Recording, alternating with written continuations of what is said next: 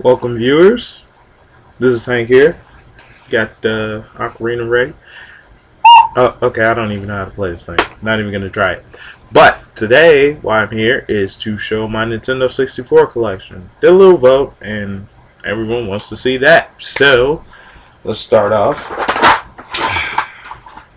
First game I've ever gotten was actually Diddy Kong Racing. Before the fires of hell start flying down from the sky, even though that's a double entendre on its own, Diddy Kong Racing was in fact a better and more content-heavy game than Mario Kart. Mario Kart was slightly easier to play, but at the same time, Diddy Kong Racing had so much more. Now, if you look at it now, currently, the remakes, or should I say the one remake, which is Diddy Kong Racing for the DS versus Mario Kart for the DS. Mario Kart DS does stomp the shit out of the remake of this game because the original was actually better. So, that's out the way. The second game that I've ever gotten is Clay Fighter 63 1/3. Ironic story. I believe the story of... Let me remember. Yeah, actually, I originally got a Nintendo 64 for my birthday, but I had no games for it. I believe I majorly started off with rentals, if I'm correct. Yeah, I think so. But around, it was either November or Christmas, one of those holidays, I did in fact get these two in the box. So I originally did have like all of the other N64 games in the box, but yeah, they kind of didn't survive. So I guess value kind of decreased in that sense. However, I still do have the booklets, which, if I'm correct, are still in here. And nope, are they behind here? Oh, found a Game Boy.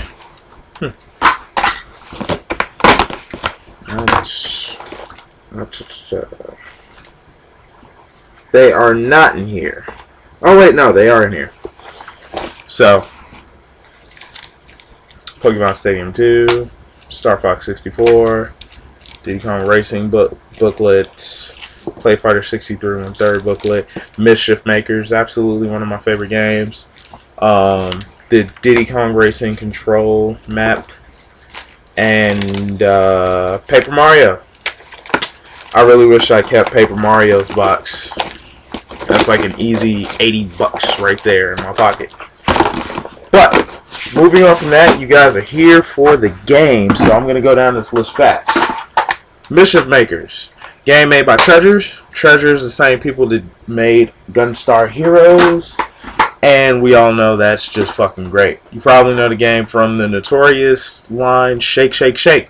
Grab an enemy, shake the fuck out of them, and throw the fuck out of them, one or the other.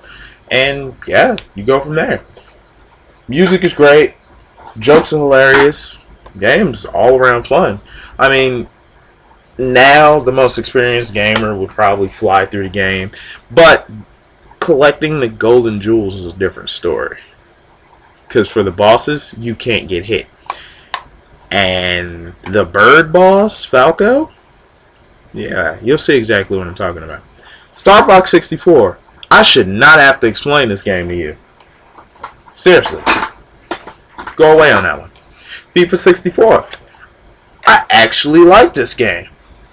Who'd have thunk it? I like football. It has that golf effect. You're only going to enjoy it in video game form. Well, no, that's kind of offensive about soccer. Soccer is enjoyable in real life. Just not for 8 hours. Anyway, WCW versus NWO World Tour. Now, the funny thing about this game is it uses the Aki engine. As you guys know what the Aki engine is the wonderful engine that is in, of course, this beautiful game, but also Def Jam Vendetta 1 and 2. Not icons, but 1 and 2. You know, the enjoyable ones. That's why it's so damn fun. And also, Ultimate Muscle on the GameCube also uses the Aki engine. So, keep that in mind. That's where one of the greatest wrestling engines derive from. Bomberman 64. Possibly one of the hardest Bombermans you could ever play. Next to Super Bomberman 4. No, actually 6. The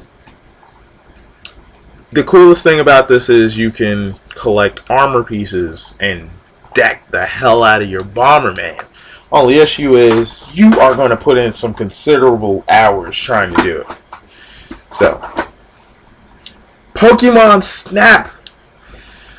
One of the greatest side story Pokemon games that you could possibly get. You take photos of Pokemon. As simple and as stupid as it sounds, don't knock until you actually play it. You'll be playing that game for hours on end. Like I did. Paper Mario. I'm not explaining Paper Mario to you people. Why would I have to? No, you research this online. And for the first person that says, oh, it's too much reading, go play Gears. Pokemon Stadium 2. So many damn memories. Especially if you had the transfer pack. Because you could just transfer all of your overpowered Pokemon from Crystal, Silver, Gold and beat the shit out of your friends on a daily basis. Great shit. Bomberman Hero. Possibly one of my favorite Bombermen. The soundtrack alone. If you guys want the soundtrack, IM me on the YouTube page, or if you know my Facebook, let me know there. I will give you the link for this soundtrack. That's how serious I am about this soundtrack. Super Mario 64. No, I'm not doing it. I'm definitely not doing it. If you don't have this and you have a Nintendo 64, what are you doing? Seriously, what are you doing? It's like you saying that if you're a guy and you masturbate with your feet instead of your hands, what the fuck are you doing? No. Gauntlet Legends, one of the greatest games you can possibly play with friends. Of course, playing it alone can be extremely painful and monotonous. It's running around, hacking and slashing. Of course, you're not going to enjoy that as much by yourself as with friends. So definitely, if you can, get this for N64 or for Dreamcast. PlayStation 1 is okay, but you need a multi-tap, and you also have to wait in the loading screen. Every time that you go to the payout screen, you have to wait for your friend to get done choosing their goddamn items. That gets really annoying. Food for thought. F-Zero X. Just like every other F-Zero, this game is fucking hard. I don't care what anybody says. F-Zero is just a harder series than Mario Kart ever will. Yeah, Mario Kart does have rubber banding AI, but F-Zero stomps you in the nuts like literally second race circuit on up. So, yeah. Legend of Zelda Ocarina of Time.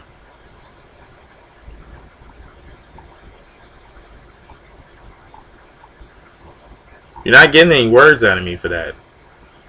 It's a perfect game. Hence why you people are paying $40 again for it. Blast Corps. Blast Corps was another game made by Rare. The thing is about it is they have you piloting multiple vehicles, and even this little guy on here, well, he's not little at all. He's actually a fucking giant robot. But you pilot different vehicles and stuff, plowing stuff out of the way so that a nuclear truck doesn't hit it and explode. When you explain the storyline, it doesn't sound all that good, but it's actually very worth playing. Very frustrating, as with all rare games, towards a certain point. They ease your ass in there like, okay, everything's going to be fine.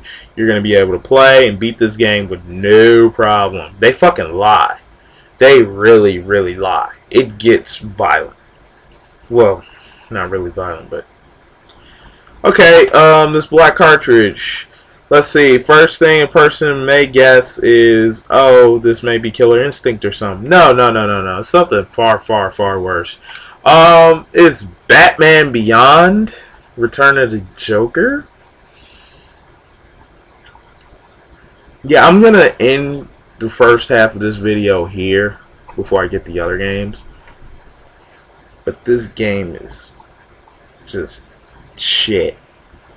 It's utter, complete shit. Not like the show. Now, if it was like the show, it'd be just great. But, Alright, I'll see you guys in another 10 minutes before my other upload. Thanks.